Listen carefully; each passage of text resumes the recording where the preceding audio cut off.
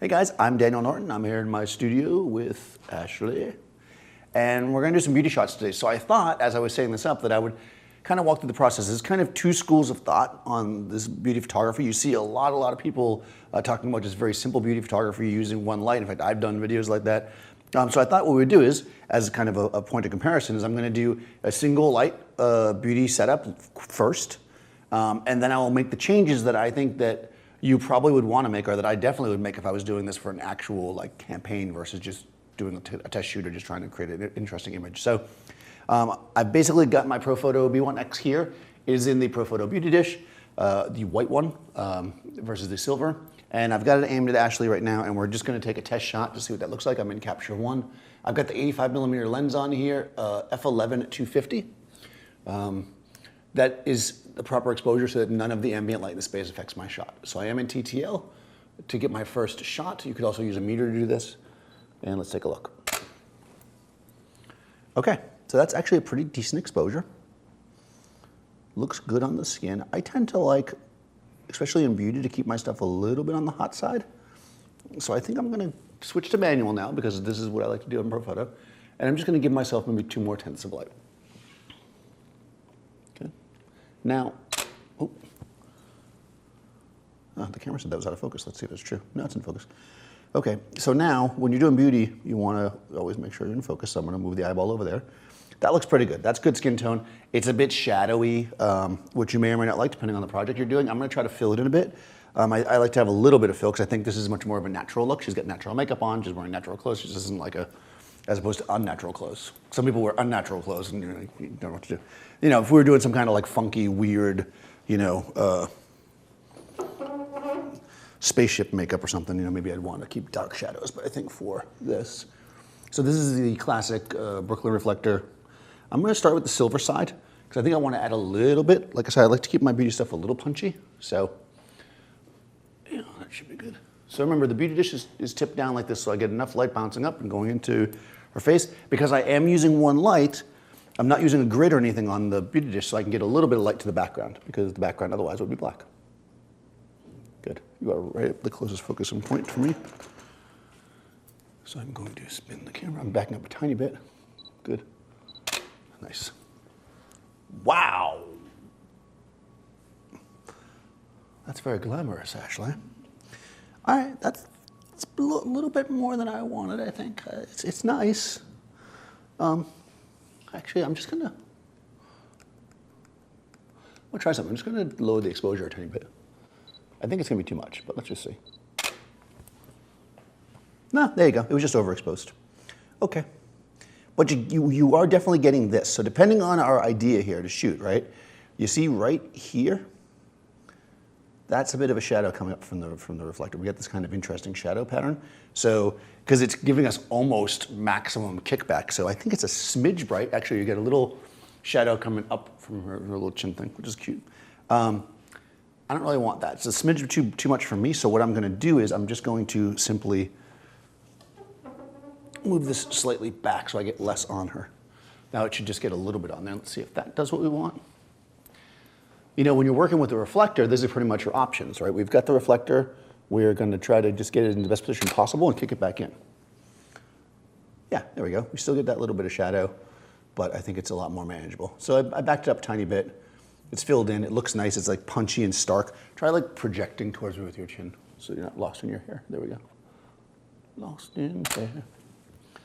Yeah, there we go. Nice and clean.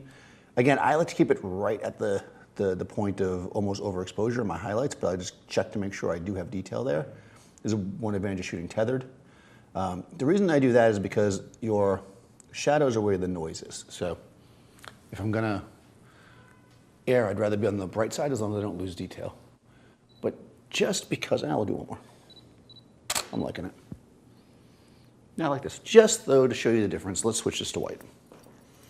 What's great about having a two-sided reflector is I can just go like this. So the white reflector is going to give us fill, but not nearly as much. And we'll see which one we want. And it really comes down to the style you're going for. What I'm going to do, since I don't feel like moving the stand again, is I'm going to just slide the reflector further here so it goes closer to her. There we go. And the white I might even raise up a bit. We'll see. This is the white. Remember I lowered my exposure, so we'll see what happens. Okay, yeah, the white's actually very nice. I'm thinking white's the way to go.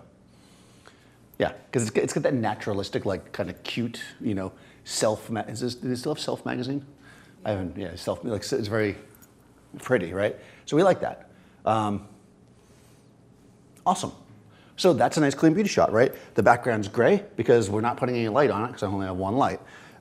If I wanted to make it black, I would either move further from the background or I'd put a grid on, but the grid's going to affect our fill, right?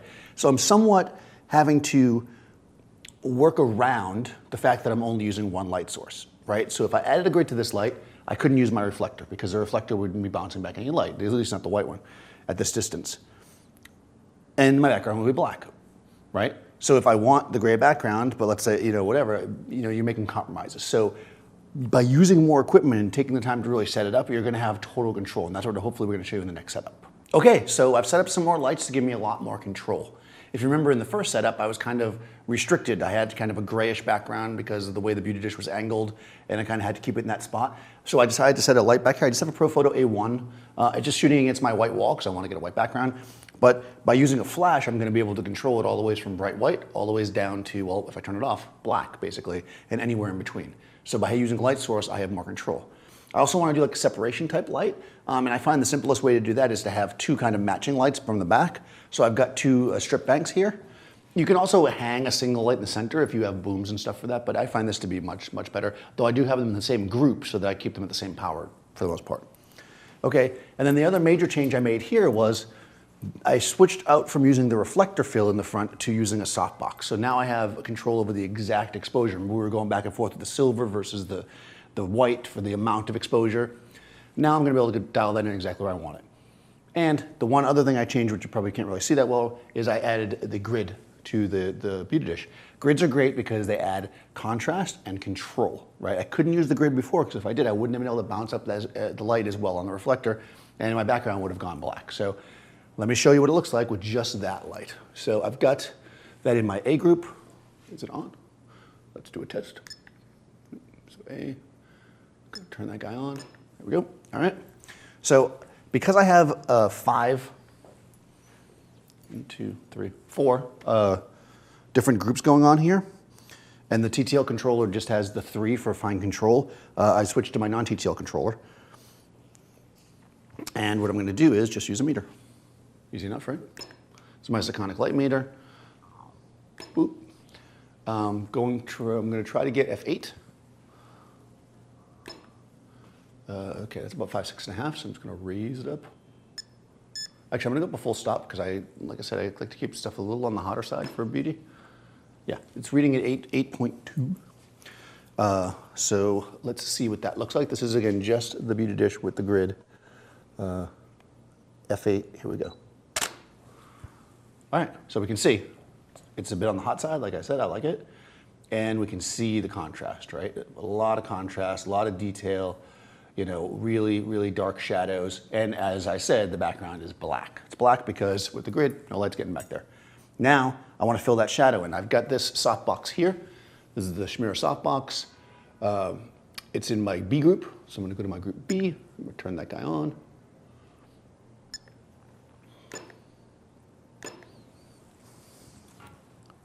So right now it's all the ways down in power. We'll do a quick reading here. So for this, I like to lower the dome on my meter, and I'm just going to point it towards this light to get an idea. I probably want this to be about a stop under. Okay, so it's F4, so it's 2 stops under. Let's start there, and then I'll dial it up. One great thing about shooting tethered is that we'll be able to actually finesse as we go. So I'm just going to start there. Good. Nice. So we can see it's filling in. Right?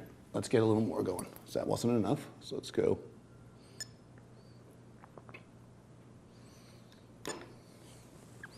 So again, right now it's at all the ways at the minimum power. Well, I'm going to go too far the other way, I think. I'll go 2 stops up just to show you guys the difference. Good. Yeah. Oh, actually, it's not that far. Huh. 2 stops actually wasn't as much. That's actually not bad. I'm going to leave it there. One thing that you're going to learn as you go through this stuff and you start working with more and more lights is work each of your groups separately, and then once you get it all done, then do little adjustments. So I'm gonna leave that there for now. I might actually want to give it a little bit more or less once I see what the rest of it looks like.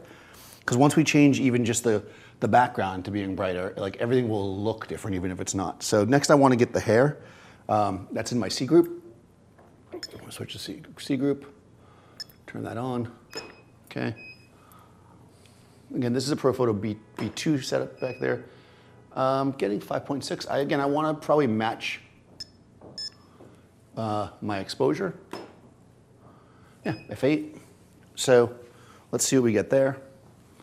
So now we've got the key light, the fill light, and some rim lights. Okay, those are, you see how that changed the way it looked on the face? I mean, the exposure on her face is the same, really, but it just looks different. Like everything washes out a bit because I'm getting a little kind of, it's actually flaring a bit.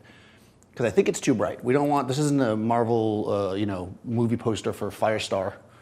If you remember Firestar from Spider-Man and His Amazing Friends. This is a beauty shot, so we're not gonna do that. We'll dial it down a little bit.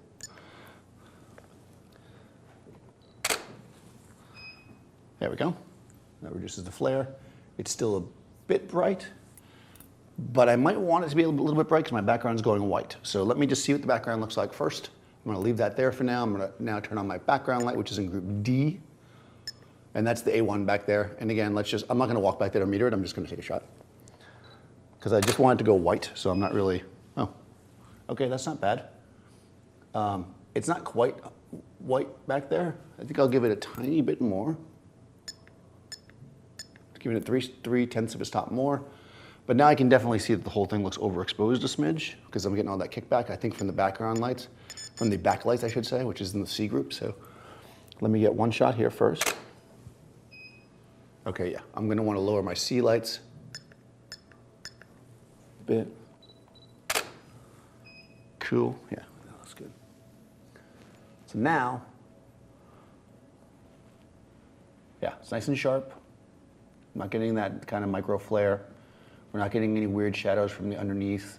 We're getting this kind of cool separation. Actually, my light's stand back there a little bit. We're getting this cool kind of wraparound separation in the hair. You know, if you look at the front of her hair, like right here, where the highlights are kicking in, and the back of her hair kind of matches, right? So they're around the same exposure. So my highlights are kind of good. Maybe I'll lower those by 2/10 just because I can. It's always good when your client likes something, you just say to them, well, I'm just gonna adjust that by 2/10 just to be safe. They don't know what you mean, but it feels sophisticated. Yeah, there we go. You can tell she likes the 2/10 better.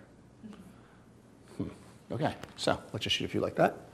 There we go.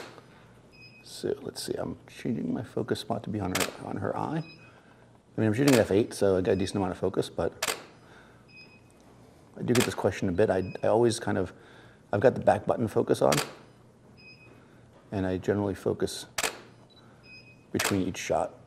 You know, because she's moving a little bit, why not get the tightest focus you absolutely can?